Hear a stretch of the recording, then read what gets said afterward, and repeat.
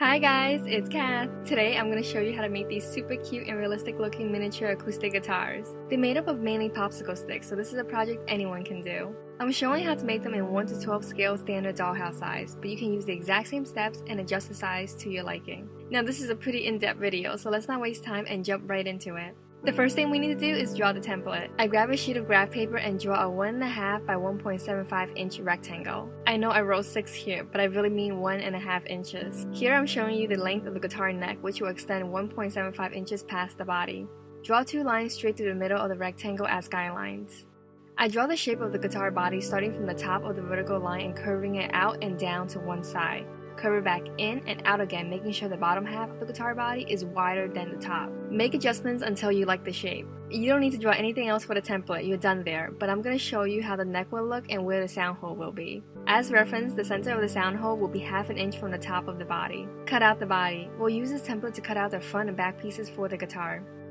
Grab a jumbo popsicle stick and split it in half, then glue them together to create a wide panel. Trace around the template and cut off the excess wood. Make 2 of these, one for the front and one for the back. Sand them to smooth out any rough edges. Then draw the sound hole onto one of the pieces and cut it out. To sand the inside of the hole, I like to roll some sandpaper around a dowel and just use that.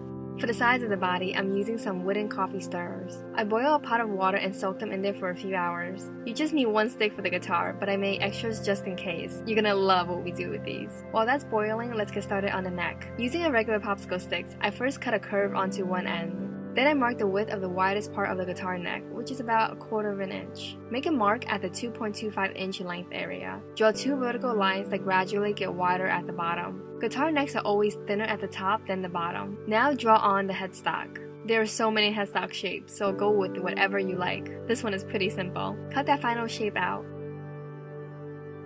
Lightly sand it. Position it on the body right above the sound hole.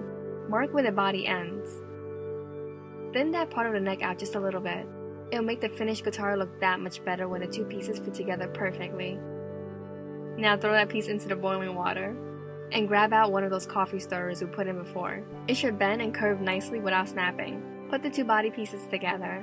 Wrap the coffee stirrer around the body pieces and use rubber bands to secure the coffee stirrer right into place. Add as many rubber bands as it takes to really tighten it. Once that's dry, the coffee stirrer will keep the curved shape. How cool is that? Glue it to the front body piece. Cut off any excess. Alright, let's grab that headstock out of the boiling water. We need to bend the head back just a little bit. I place it on the edge of my desk and gently push it back. This is what it looks like when it dries. At this point, I decided that I didn't want the curved bottom, so I cut it into a straight edge instead. Totally optional.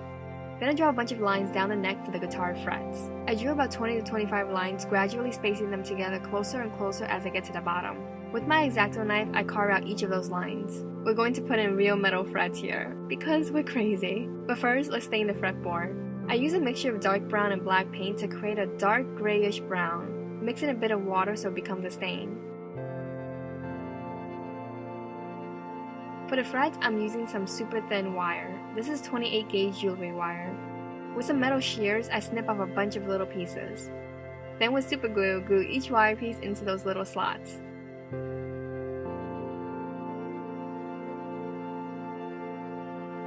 With a tiny hand drill, I make some shallow holes into the frets. I do it on frets 3, 5, 7, 9, 12, and so on. This is a good time to reference a picture of a real guitar on Google. Then I add some white paint into those holes. Trim off the excess wire and add some varnish for a glossy look. Yep, that's 3 headstocks. We're making 3 mini guitars. The design on the first one will be very simple. I use a brown microtip pen to draw a circle around the sound hole. The second guitar will be a lot more interesting. I'm making a sunburst design for this one, so we'll need black, red, and yellow paint.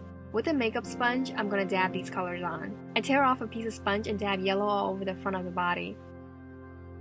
Then I mix that yellow with some red and add that orange hue everywhere except the center. Gradually use less yellow and more red so the colors get darker as you move outward. Then sponge on some black around the perimeter and the sides.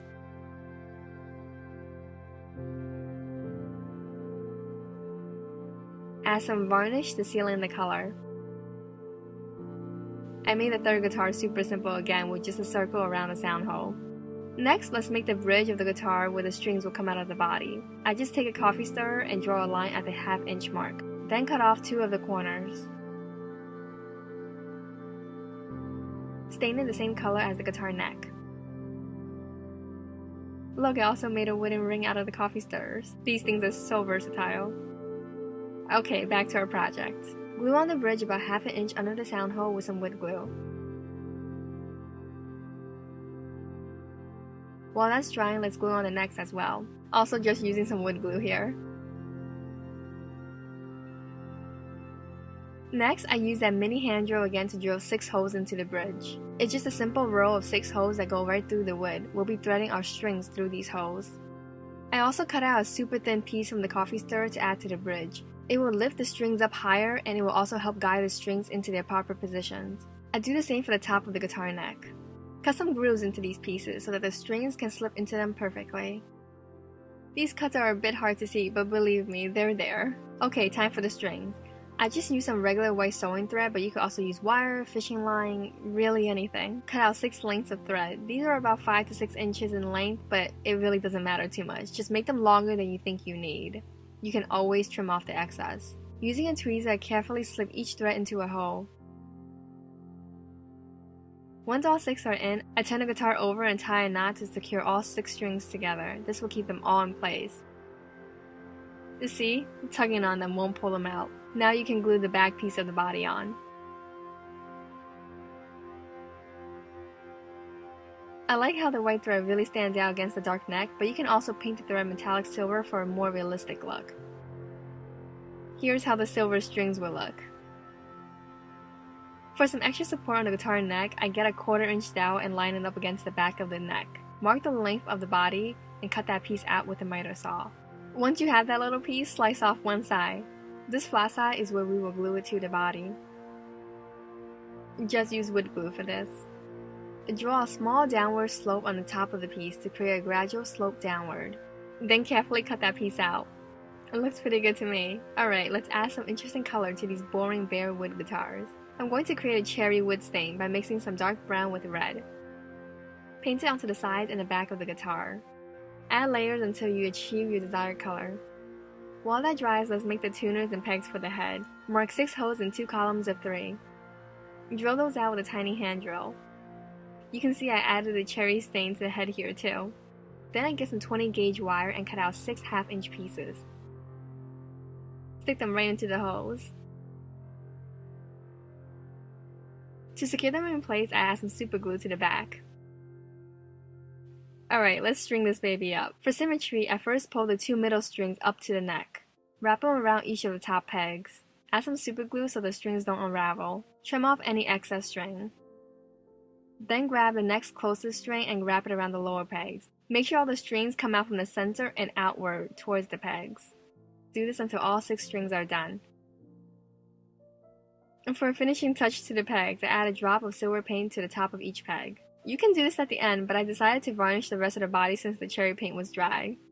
Alright, back to the headstock. To make the tuners, I'm going to use some toothpicks. The ones I have here have a small curved design on one end. I'll be using 3 toothpicks per guitar. Cut off a 1/8 of an inch piece from the end with the design. Split that little piece in half to create 2 tuners. Use super glue to attach them to the sides of the headstock. Line them up against the pegs. Here I'm adding some extra super glue just for strength. Then I paint them silver with some metallic silver acrylic paint. Looking great so far, let's finish this up. For the pick guard, draw a 1/2 inch by 3/4 inch rectangle. Then draw a teardrop shape inside that rectangle. Add a curve on the top left part of the teardrop. This yellow section will be the pick guard. With some clear plastic packaging, I trace the shape of the pick guard. Cut that out. To keep this in place while I'm painting it, I'm going to stick it on the sticky side of masking tape. I'm going to paint this with nail polish, but you can also use acrylic paint. You can use any color you like, but I'm going to mix some black with burgundy. I first lay down a layer of black nail polish. Then I add some dots of black and red, and then swirl them together with a dotting tool. You can also use some clear top coat to seal it all in. Once that's dry, attach it to the body of the guitar with some super glue.